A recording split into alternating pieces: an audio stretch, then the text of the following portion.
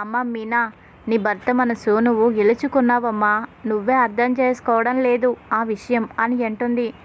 అమ్మమ్మ గారు, లేదమ్మమ్మ గారు, ఏదో మీ ముందు అలా నటిస్తున్నారు కానీ నేనంటే ఆయనకి అంత ఇష్టం లేదు అని అంటుంది. పిచ్చి మొహమా, ఇష్టం లేకుండానే నువ్వు అందంగా ఉంటావు అని చెప్పాడా? ఇంకా అలాగే ఏ ఆడదైనా భర్త మనసు గెలుచుకోవాలి అంటే వంట, తన చేతి వంట అద్భుతంగా ఉంటే ఏ భర్త అయినా భార్యకి దాసోహం అవ్వాల్సిందే. నీ వంట అద్భుతమని నా మనవడు చెప్పకనే చెప్పాడు. నువ్వు వండే వంటలు అమృతం అంటున్నాడు.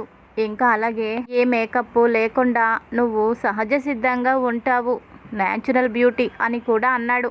ఇంతకంటే ఇంకేం కావాలి? వాడికి నువ్వంటే ఇష్టమేనని నీకే వాడి మనసు అర్థం కావడం లేదు. ఈరోజు వాడి కోసం నేను నీకు చెబుతాను విను. అమ్మ ప్రేమకు దూరమైన వాడు ఎలా ఉంటాడు చెప్పు? అమ్మ బిడ్డల్ని ప్రేమిస్తుంది, ఏదైనా తప్పు చేస్తే మందలిస్తుంది, కోప్పడుతుంది. కానీ ఆ కోపం బిడ్డల మీద ఎంతోసేపు ఉండదు. కానీ నా కోడలు నా మనవడికి చాలా పెద్ద శిక్షే వేసింది. ఏదైనా హత్య చేస్తే పోలీసులు, కోర్టులు ఓ మనిషికి ఒక శిక్ష వేస్తారు, 10 ఏళ్ళు 15 ఏళ్ళు. కానీ నా కోడలు ప్రభావతి నా మనవడికి జీవితాంతం శిక్ష వేసింది.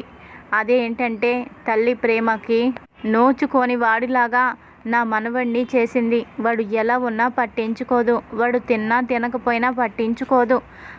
అలాంటి పరిస్థితుల్లో నా మనవడు ఏం చేస్తాడు చెప్పు? అందుకని వాడు తాగుడుకు అలవాటయ్యాడు. వాడికి ఆ తాగుడులో ఈ ప్రపంచాన్ని మర్చిపోయి ఆ కొంచెం సేపైనా సంతోషంగా ఉన్నానని వాడు అనుకుంటున్నాడు. కానీ అది మాన్పించాల్సిన బాధ్యత నీ చేతుల్లోనే ఉంది.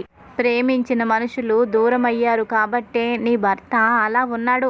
ఒక్కసారి వాడిని నువ్వు ప్రేమించడం మొదలు పెడితే వాడు ఎంత మంచివాడో నీకే అర్థమవుతుంది. ఇంతకాలం నా భర్త ప్రేమకి నేనెందుకు దూరం అయ్యానా అని నువ్వే బాధపడతావు. నా మనవడని నేను చెప్పడం లేదు, ఇది నిజం కాబట్టే చెబుతున్నాను. నాకు 3 మనవళ్ళున్నా వాళ్ళ కోసం నేను ఎందుకు చెప్పడం లేదు, బాలు కోసమే ఎందుకు చెబుతున్నాను. వాడేంటో నాకు బాగా తెలుసు. నువ్వు చాలా అదృష్టవంతురాలివి. నా మనవళ్ళంటి భర్త దొరికినందుకు నువ్వు చాలా అదృష్టవంతురాలివి. నిజానికి నువ్వు దొరకడం నా మనవడికి కూడా అదృష్టమే. మీ ఇద్దరిది సరైన ఈడు జోడి. కాకపోతే మీ మనసుల్లో ఏవో కొన్ని కోపాలు, తాపాలు, అలాగే కొన్ని అభిప్రాయ భేదాలు ఉన్నాయి. వాటిని పక్కన పెడితే మీ ఇద్దరికంటే ఉత్తమమైన జంట ఇంకోటి ఉండదు. మీరిద్దరూ అంత చక్కగా ఉంటారు. అర్థం చేసుకుంటావని ముందు నీ వైపుగా నేను చెప్పుకొస్తున్నాను.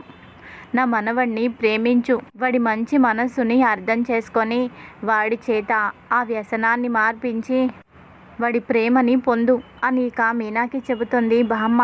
ఇక్కడ ఇలా ఉండగా మరో పక్కన సత్యం ప్రభావతిని ఇలా అంటాడు. చూడు ప్రభా, ఏ వయసులో ఆ వయసు వాళ్ళు ఎలా ఉంటే బాగుంటారో అలాగే ఉండాలి. అంతేకాని ఇలా నువ్వు 20 ఏళ్ళు 25 ఏళ్ళు అమ్మాయిలాగా రెడీ అయి వస్తే నాకు నచ్చుతావని ఎలా అనుకుంటున్నావు చెప్పు? నేను ప్రభాని చూస్తున్నట్టు లేదు, ఎవరో కొత్త వ్యక్తిని చూస్తున్నట్టు ఉంది. నా ప్రభా మీద నాకు ప్రేమ కలిగేది, కానీ ఇప్పుడు నిన్ను చూస్తుంటే పరాయి మనిషిని చూసినట్టు అనిపిస్తుంది. చెప్పు, ఇవన్నీ నీకు అవసరమా?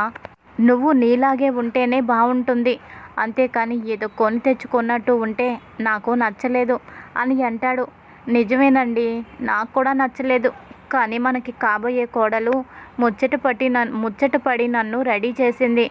తనకి వద్దు అంటే బాధపడుతుందేమోనని నేను కూడా ఏమీ అనలేదు అని అంటుంది ప్రభావతి. సరే పడుకో, చాలా లేట్ అయింది. పొద్దున్నే మా అమ్మకి ఫోన్ చేయాలి. నా కొడుకు నా కోడలు ఎలా ఉన్నారో వాళ్ళని అడగాలి. వాళ్ళ గురించి నేను మా అమ్మని అడగాలి అని అంటాడు. వాళ్ళకు వచ్చిన నష్టం ఏముంది ఇప్పుడు? మీ అమ్మగారు వాళ్ళిద్దరిని బాగా చూసుకుంటారు. కొన్ని రోజులు అక్కడే ఉండనివ్వండి. మీరు కంగారు పడి ఇక్కడికి పిలిపించద్దు. ఇప్పుడేమీ కొంపలు అంటుకోవడం లేదు, వాళ్ళు అక్కడ ఉండనివ్వండి అని అంటే అదేంటి ప్రభా, బాలు కనిపించకపోతే నీకు ఏమీ అనిపించడం లేదా? నాకైతే ఒక్కరోజు వాడు లేకపోయేసరికి ఎన్నో రోజులు లేనట్టు ఉంది.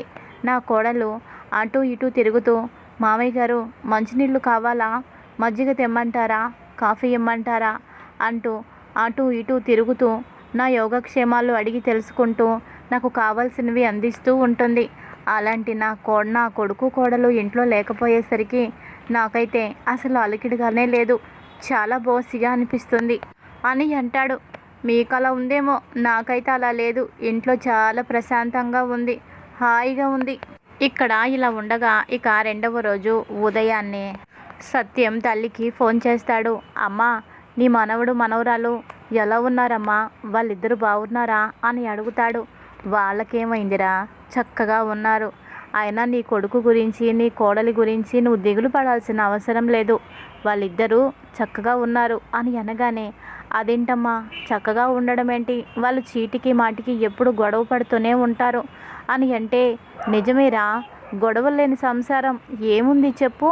నీ భార్య నువ్వు గొడవ పడడం లేదా? మీరిద్దరూ అలాగే ఉంటున్నారా? లేదు కదా, ఏ జంటలో అయినా ఇలాంటివి కామనేరా అని అంటుంది. అది కాదమ్మా, అందరి పరిస్థితి వేరు, వాళ్ళ పరిస్థితి వేరు.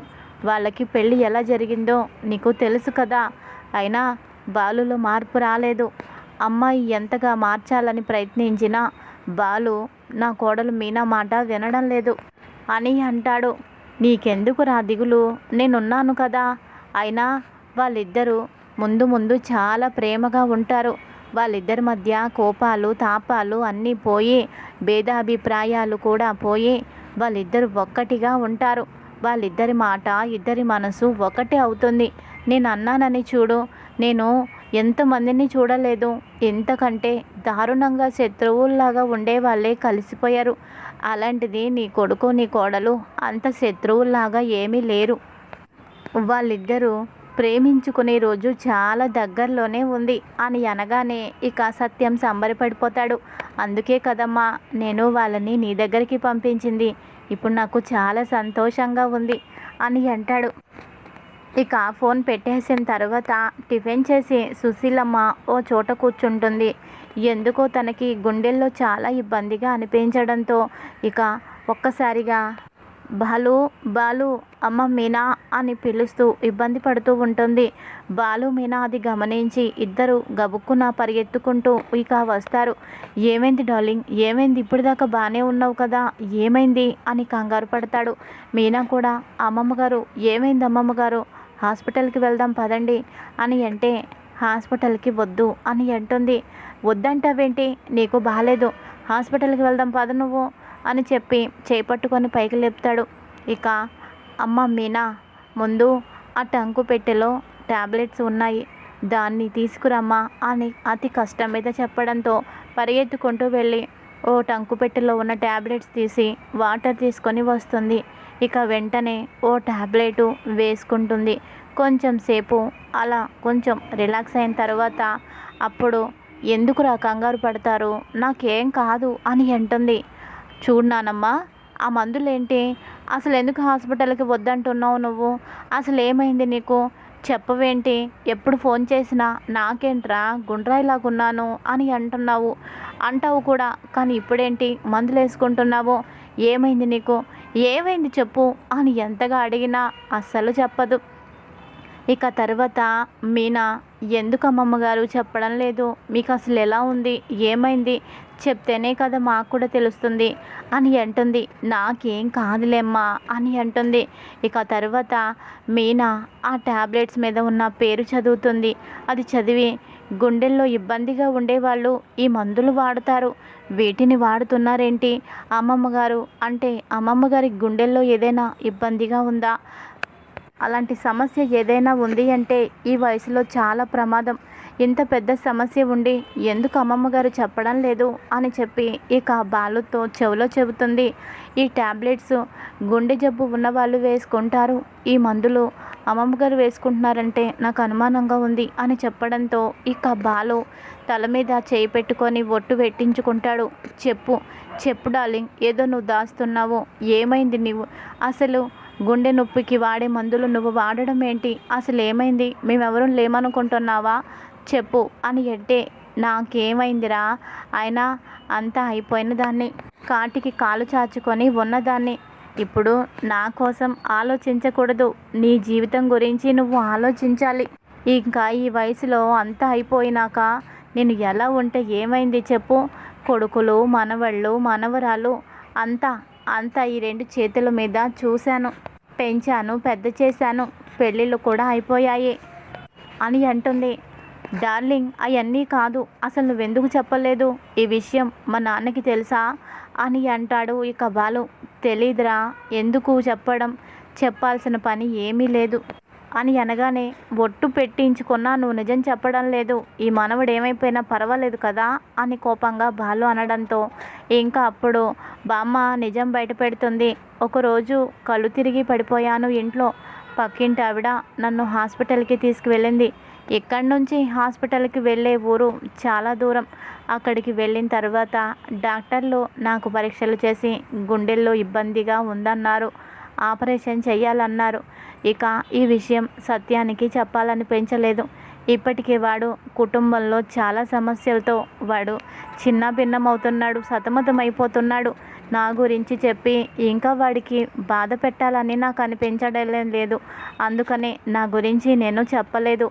ఆపరేషన్ చేయించడం ఇప్పుడు నాకు అంత అవసరం లేదు. చిన్నవాళ్ళు, బ్రతకాల్సిన వాళ్ళు మీరు బాగుండాలి, అదేరా నాకు కావాల్సింది. నా కొడుకు ఇప్పుడు ఈ విషయం నా గురించి తెలిస్తే వాడు తట్టుకోలేడు, అందుకనే నేను చెప్పలేదు అని అంటే, ఊరుకో ఊరుకో డార్లింగ్, ఎందుకలా నీలో నువ్వు సమస్యని దాచేసుకుంటే? నీకేదైనా జరిగితే మేమందరం ప్రశాంతంగా ఉంటామా చెప్పు? అయినా అంతా అయిపోయింది, నేను ఎలా ఉన్నా పర్వాలేదు అని అంటున్నావు. నీకు నువ్వు అలా అంటే సరిపోతుందా? మనకిష్టమైన వాళ్ళు, కావాల్సిన వాళ్ళు 100 ఏళ్ళు, 150 ఏళ్ళు ఉన్నా ఇంకా అలాగే ఉండాలి అని అనిపిస్తుంది. రక్త సంబంధం అంటే అదే. నీకు నువ్వు భారమేమో, నువ్వు మాకు ఎప్పటికీ భారం కాదమ్మమ్మ, భారం కాదు నానమ్మ. పద, వెంటనే నువ్వు బట్టలు సర్దుకో, మాతో పాటు మా ఇంటికి సిటీకి వచ్చేసే. మా ఇల్లు ఏంటి, మన ఇల్లు, మన ఇంటికి వచ్చేసే. ఆపరేషన్ నేను చేయిస్తాను, నీ ప్రాణాలకు నా ప్రాణం అడ్డు పెడతాను, నీకేం కాదు, నేను నీకు ఆపరేషన్ చేయిస్తాను. ఇంత సమస్య నీవు పెట్టుకొని మా గురించి నువ్వు ఆలోచించద్దు, పద వెళ్దాము అని అంటాడు. వద్దురా, నా మాట వినరా అని అంటుంది. ఇంకేం చెప్పొద్దు, నువ్వు నా మాట వినే తీరాలి, నువ్వు నాతో హాస్పిటల్కి వచ్చే తీరాలి అని బాలు అంటాడు. ఇంకా అప్పుడు ఇలా అంటుంది సుశీలమ్మ, నేను నీ మాట వినాలి అంటే నా మాట నువ్వు కూడా వినాలి. మరి వింటావా? నువ్వు వింటానంటేనే నేను వస్తాను, లేదంటే లేదు. నీకంటే జగం మొండిని, మీ అమ్మను కన్నదాన్ని, ఇంకా నేను మొండిదాన్ని, గుర్తుపెట్టుకో అని ఇక బెట్టు చేస్తుంది. సరే సరే నానమ్మ, నువ్వేం చెప్పినా నేను వింటాను అని అనగానే, నా మీద ఒట్టేసి నాకు ప్రామిస్ చెయ్యు అని అంటుంది. ఒట్టు, నీ మాట వింటాను అని అనగానే, నువ్వు మీనాతో దగ్గరవ్వాలి, తనని నువ్వు ప్రేమించాలి, మీరిద్దరూ ప్రేమగా ఉండాలి. ఒకరు తెలియక మరొకరి మీద కోపడ్డా, చిరాకు పడ్డా ఇంకొకరు సర్దుకోవాలి. ఏదేమైనా మీ ఇద్దరు అన్యోన్యంగా ఉండాలి, అది నేను చూడాలి. మీ ఇద్దరు మనసు విప్పి ప్రేమగా మాట్లాడుకుంటూ ప్రేమగా ఉంటాము అని మీరిద్దరూ నాకు మాట ఇస్తేనే నేను మీతో వస్తాను అని చెప్పడంతో ఇక బాలు ఇక నానమ్మకి మాటిస్తాడు. నీకు ఇచ్చిన మాట ప్రకారం మీనా నేను ప్రేమగా ఉంటాము, సంతోషంగా ఉంటాము, నటన కాదు, నిజంగానే ఒకరికి ఒకరం అన్నట్టుగా ఉంటాము, సరేనా అని ఇక తనని ఒప్పిస్తాడు. సిటీలో హాస్పిటల్లో ట్రీట్మెంట్ తీసుకోవడానికి. ఇది ఈరోజు ఎపిసోడ్. మరి తర్వాత ఏం జరుగుతుంది? ప్రభావతి దొంగతనం బయటపడుతుందా? ఇంటి కాగితాలు బాలుకి అవసరం అవ్వడంతో మరి ఆ కాగితాలు తాకట్టు పెట్టి మరి ముక్కు ముఖం తెలియని ఓ రోహిణికి బ్యూటీ పార్లర్ కోసం ఇచ్చింది అని తెలుస్తుందా? మరి ఏం జరగబోతోంది? ముందు ముందు తెలుసుకుందాం. Thanks for watching. అమ్మ.